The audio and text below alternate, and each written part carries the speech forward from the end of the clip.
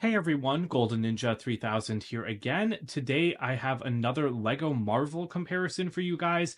This time it's the very first X-Men comparison because we finally have another X-Men set that we can compare something to. So on the left we have set number 76022 X-Men versus the Sentinel. It released in 2014 with 4 minifigures, 336 pieces, and it retailed for $50 US.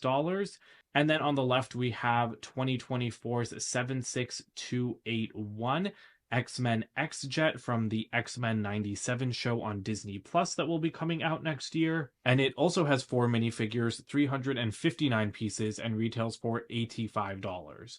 So yeah, the new one is almost twice the cost of the first one, and I'm really excited to compare them because the original set is one of my favorite Marvel sets ever, and the one on the right is one of my most anticipated Marvel sets for 2024. Before we get into it though, I do want to remind everyone that I am an employee of the LEGO Group. However, all opinions expressed in these videos are my own and do not necessarily reflect the views of the LEGO Group, and LEGO is a registered trademark of the LEGO Group of companies, which does not sponsor, authorize, or endorse this site. So, of course, we have to start by comparing the minifigures because the minifigure lineups are very similar. In both sets, you get Wolverine, you get Cyclops, you get Magneto, and you get a female member of the X-Men. In 2014, it was Storm. In 2024, it is Rogue. Now, there's a lot to say about these figures. First of all, the biggest difference that jumps out at me is just seeing how the color schemes have shifted. Wolverine and Cyclops both use the flame yellowish orange Lego color in 2014, but in 2023 they've switched over to the regular yellow color, and I think regular yellow does look better. I never had a problem with the more orangey color, but now that you put them side by side, I just think that the yellow looks brighter and a little bit more natural. Storm is impeccable. She was one of my favorite Marvel minifigures as a kid because she is just gorgeous and amazing. Her cape was the first of its kind when it came out, and it's only ever been reused on the new version of Storm that came in the CMF series in September 2023. Unfortunately, I don't have that minifigure with me, so I can't compare the two of them, but I'm sure I'll compare them at some point in the future, like maybe in a year or so when hopefully we have more X-Men sets. But she was just like the first of her kind and really cool. And I feel the same way about Rogue. First Rogue we're ever getting, they're using the exact same hairpiece, which I think is hilarious. I do think that hairpiece is a little overused, but it doesn't bother me on either of these minifigures, even though maybe it should, because I don't think that Storm's hair ever looks like that, really. But I really like the white paint on Rogue's hair. I love her expression. I like Rogue's printing a lot, and the same went for Storm. Magneto, a lot has been discussed about him recently because these are two very different minifigures. He did get like a classic, like throwback 80s look, I think, for X-Men 97, which is why he does not look like the classic version with the helmet and everything. But because I have the classic version, I kind of like having a weird out there Magneto. But yeah, people are really upset about this. They are upset about not having the actual helmet, but I want to show you guys what it looks like on his head. I just need to get it off that cylinder piece first. So yeah, there we go. There is the complete Magneto look, and it looks amazing. I love that helmet mold. I really wish that it had been brought back, but I mean, hey, maybe for fun, let's put it on 2020 or 2024 Magneto. I don't like that. It does not fit with his outfit, so I'm not a fan of that. So I'm gonna go ahead and put these guys back where they're supposed to be. But I don't know. I mean, you can definitely see similarities with them anyway, like the purple in the costumes, the white hair, the angry grandpa face, a little bit of similarity there. The Wolverine minifigures, they have the same kind of, well, they have the same helmet mold, first of all, but then they also have the same claws and the same style of face, where instead of having a bandana like Batman, he's just wearing white goggles on one side, and then he has a regular face on the other. But you can see that 2014 Wolverine is pretty grumpy, and 2023 or 2024 Wolverine, I keep saying 2023 because it is December 2023, because I got this set early on shelves at Walmart where it was being officially stocked, but it is officially a 2024 set. So yeah, this Wolverine is a little bit happier with a smile on that goggles side and a smile on the other side as well. Neither, or actually, no, I think this one did come with a hairpiece though. The 2014 Wolverine did come with a hairpiece and the 2024 one didn't. But the last minifigure to talk about is Cyclops, who also didn't come with a hairpiece in 2014. But that makes no sense because Cyclops is supposed to have hair. So as a kid, I didn't know that. So I just like added my own hairpiece to him. But I'm glad that in 2024 he actually does get hair. Now it's time to take a look at the actual builds, though. So let's get the Sentinel out of the way. There's nothing to compare it to on the new jet. The new jet is bigger than the old one. You can already immediately tell that. And that's because a lot of pieces in the first one went into making this little Sentinel, which people really mocked in 2014. But, I was 13 years old and I had a lot of fun playing with this thing. There are things about it that I would have changed, like I would have liked better fingers.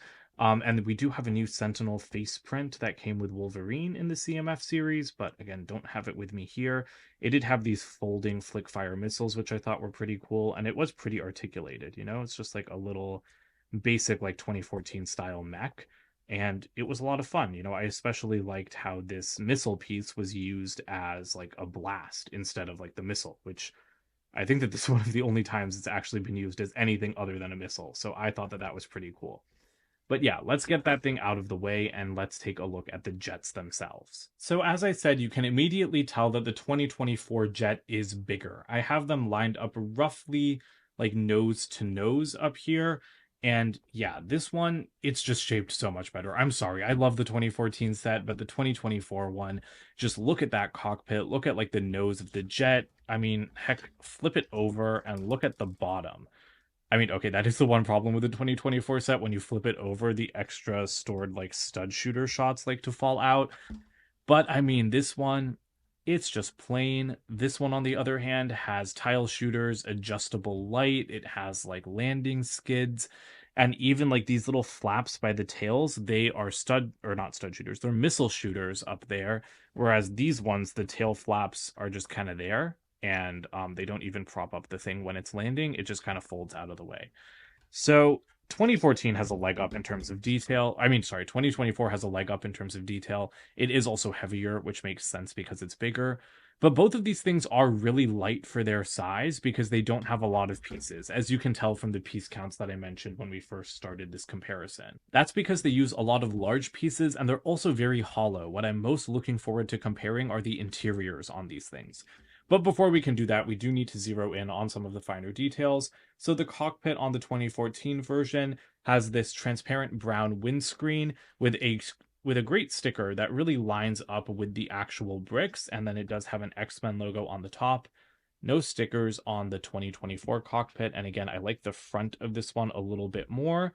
And I always liked the shaping on here, and there were some flick-fire missiles on the side, but the missiles are hidden away a lot better in 2024 by being underneath the ship.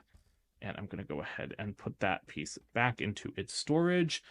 But yeah, like the shaping is just a lot sleeker in 2024, even though it was still pretty sleek for 2014. It's just, to me, this is like a little bit more of a blobby shape, and then this one's just a little bit more pointed and maybe a little bit meaner. Maybe that's what I like about it. It looks more like a spy jet, whereas this one looks more like a superhero jet. I mean, I don't really know how to describe the differences that I'm feeling, but this one just feels a little bit more tactical, I guess, is the way I would put it. Heading around to the back, you obviously have very similar engines. I do like the glow on the 2014 one better than just the opaque yellow discs here. There are some missiles back here, but we'll take a look at that in a second. You can see that they use the same pieces for the wings, but the wings are bigger and I think better on the 2024 model. And then you do have tail fins, which I also like more on the 2024 model because they have those stickered X-Men logos. So I think it just looks a little bit more stylish. I think the 2024 model is just more stylish overall, and that's how I would really describe it. But now it's time to look at the interiors, which again, I think are what really matters for Lego sets that are supposed to transport people. So if you lift up the cockpit, you have a two-seater cockpit in both iterations. I think the 2024 one is a little bit more finished. You have backrests for the seats and a lot of stickered control panels, and you have like a control yoke. But in 2014, you did have some printed control panels. You had a control yoke that you could actually grab. Sorry, a flight yoke. You had two seats in blue, so the actual Lego chair piece, because I will say the one thing I don't like about the interior in this set are like those exposed studs that are just part of the boat hull piece that it's built on, because I don't think that they have the best clutch power for minifigure legs. But the other thing that I love about the 2014 set interior that will never be beat, or maybe not, maybe I shouldn't say never, because they did do a similar thing on the Avengers Quinjet set in 2019 for Avengers Endgame. And actually, I think the most recent Quinjet did it as well, the 2023 one. You have a doorway that minifigures can actually fit through. Like, I don't think that they can walk through it, but I think if you just like turn Cyclops on his side, you can pretend like he's crawling into the back of the ship. And I love that little doorway. I love that the interior spaces are connected because I just think it's better for play. It's more imaginative. You can really picture Cyclops just getting up, like climbing over Wolverine and then getting into the back of the ship. And that's not something you can do on this one because there is no entryway of any kind. And that did make me sad because the entryway is just something that I love so much about the 2014 set. So yeah, the interiors are linked or the interior in the 2014 set is linked and it is not linked on the 2024 model. So when you open this up, you come out of that doorway into another little seating area. You get 2 more chairs and a little table with the Sentinel displayed on it, and that says warning. And you do have like a little suggestion of a walkway next to the chairs, so you can just imagine that it's a little bit bigger than what you're seeing here, and someone can walk along the side and then get through the door. So that's why I really love the interior on this model. And then you also have some storage. You can see a little cabinet right there. And you can just really easily remove that. And inside this cabinet, you just have a fire extinguisher and a couple of tools. But I love that you have cabinet storage. I love that it's easily removable because you could fit a couple more minifigures in there if you wanted to. But it's just really nice and simple. And here's where the missile comes into play. First of all, I love the way that this just bleeds into the back of the ship. Like I said, it was very sleek for 2014, and it just fits together perfectly. But this comes up, and then you can bring it up and rest it over here, and then you can launch these spring-loaded missiles. And they were in blue, which I don't think is a color we see for this missile anymore. And it was really cool in my opinion. And what I also loved about this is that you could kind of turn it down and you could have it like fire behind the ship if you wanted to because it had so much range of motion. So I always thought that that was a really cool play feature, and it's something that I really liked when I was younger. On the 2024 set, everything back here is a little bit more cohesive. You don't have like a large brick built section, you just have another opaque cockpit. And when you open it up, you have 2 more seats with more control panels, and it's pretty much just the exact same thing it was at the front of the ship. So I don't super love this area. I think that it's great that it can seat 2 minifigures, but I just really liked how the 2014 model, it felt more relaxed back here. There's storage, there's 2 seats facing each other over a table. So it's like, yeah, you're still on mission, you're still looking at the Sentinels, but to me, like, this felt like Storm and Wolverine could sit back here and have a snack while Cyclops flew the jet and they talked about the Sentinel, I don't get that vibe from this interior at all. It's just more like tactical, again, as I think the whole set is. And, you don't have the seats facing each other. You don't have any kind of suggestion of room. It's not like as airy. I think that's the difference. I would say that the interior in 2024 is nowhere near as airy as the interior in 2014. You don't have that sense of movement of like, oh, you can walk past the seats. Oh, you can like, walk through the archway into the front of the cockpit. That's just not there on the new model. And you do have some storage on the new model that is removable, like the original set. You just pull these boxes out and you can put extra stud shooter shots in them. And that's really cool, but it's not the same as a removable cabinet to me. I like having the stud shooter shots, but all of this space back here is kind of wasted in my opinion. Even like this area, I think that all of this could have been converted into more usable interior space. Maybe not to actually sit minifigures in, but something with more cabinets, maybe another kind of exciting play feature like the cannon on the original. It's just really here, the new set to me, I just think that there's something more that could have been done here. So maybe I'm going to try to modify it and bring it closer to what I liked so much about the 2014 model. So overall, I think you can tell which X-Jet I like better, and it is the 2014 set. Even though it is a little bit more outdated with less modern build techniques, I do think it's better finished. There were a couple areas on the new set that I thought were a little bit unfinished, and you can hear more about that in my review.